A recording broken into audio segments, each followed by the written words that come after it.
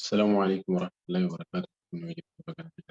فيديو كان كيستي كامل تكاليف ورابط لأنه يتبع كونفرنس في كارتيزا أو الانترا سكريني يروم كان حالة كان ميلوفا سانجول كندرتي يروم كتاب تقول ربوتنا فينيا في كانت كلام من الروف ودام بك كانت تقاستني كم بربادن كيسا فلتني حالة كان isin daawwatu sun argutti jechuudha. Yeroo darsii yoo haa ta'u barnoota wayii kana fayyadamuu dandeessu jechuudha. Ammallee kan barbaadan filachuu dandeessan jechuudha. Keessaa barreeffama illee jalatti barreessuu barbaadan kana tuqxanii akkanatti waan barbaadan barreessuu dandeessu jechuudha. Inshaallah amma akkaataa liivii itti waraaban isinitti agarsiisa. Liivii dabarsuudhaaf kallattii zuumii irraan tuqaa kana tuqxan tuqaa sadan kana tuqxanii ni mul'ata jedheetii yaada. Moor bakka jedhu kana tuqxanii ergasii irra deddeemtanii kunuu bakka kana tuqxuu jechuudha. YouTube irratti illee dabarsuu dandeessanii Facebook irra dabarsuudhaaf bakka kana tuqxuu jechuudha. Asumaanuu riikoordii illee waraabuu barbaadan kun ammaan waraabuu jira waan ta'eef dhaabinaan jedha. Waraabuudhaaf bakka kanatti sarti riikoordii kan jira tuqxanii jechuudha. Liivii dabarsuudhaaf bakka kana tuqxuu jechuudha. Gad tuqxanii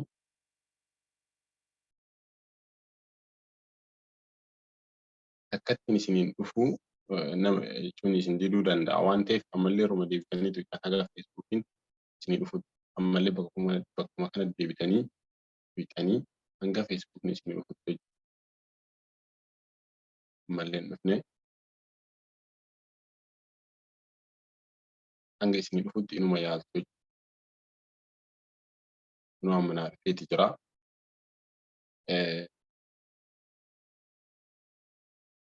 Asirratti sababa liivii dabarsuu dhaasan jechuudha. Fakkeenyaaf darsii yoo haa ta'u suujee jechuun sabjektii barreessitan asirratti ergasii asirratti yoo peejii ta'e peejii irratti yoo guruupii ta'e guruupii irratti yoo feesbuukuma qofa irra ta'e immoo bakkuma kana dhiistuu jechuudha. Kana mee ilaaluudhaaf publikii irra gootanii isinii mee onlii miikaa'iluu irra haa godhu itti agarsiisuudhaaf waan ta'eef haala kanaan fakkeenyaa fi barnoota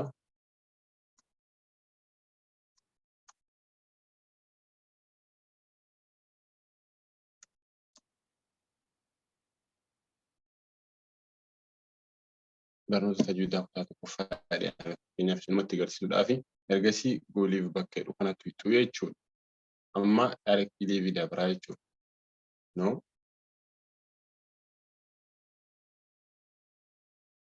deemutti jira.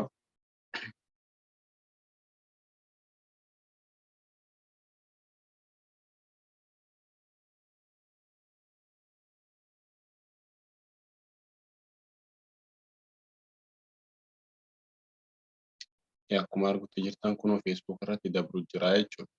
Amma karaa zuumii deebi'uudhaaf jala kana kunoo mallattuma zuumii tuqxuu jechuudha. Wanta kana isin mul'ata jedheetii yaada. Bakka kana tuqxanii achi deebitanii jechuudha. Kunoo liivii dabru jira feesbuuk irratti akkuma argutti jirtanii zuumiitti deebitu.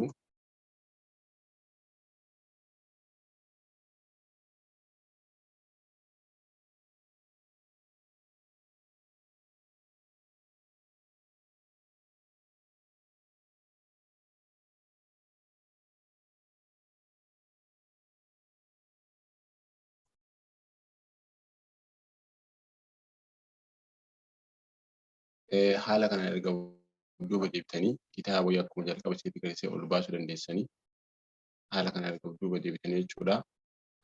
Asitti fakkeenyaa fi kitaaba ol baasuu agarsiisanii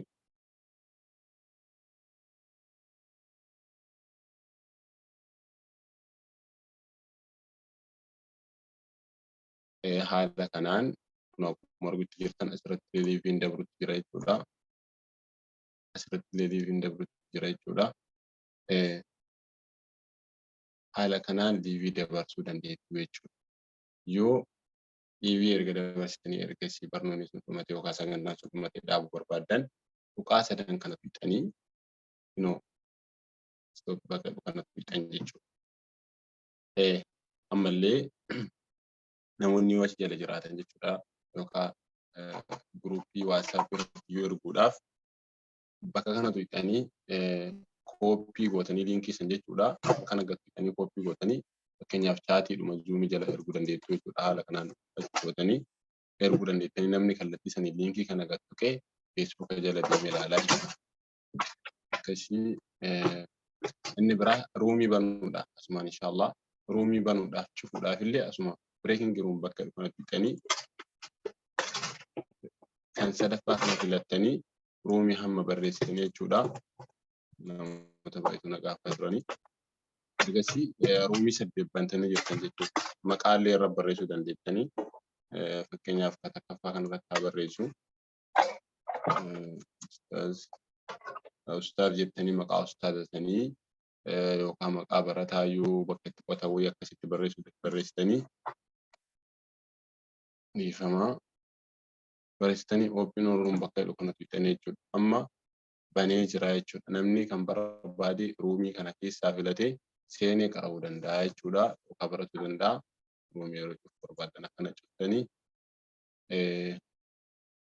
ammas as keessaa illee chaatii cufuu barbaadan sheerii illee akka namni hin seenne illee jechuudha yoo gochuu barbaadan kana haala saniif inshaallah gaafii biraa qabaatan kunuutti jalannaa barreessaa.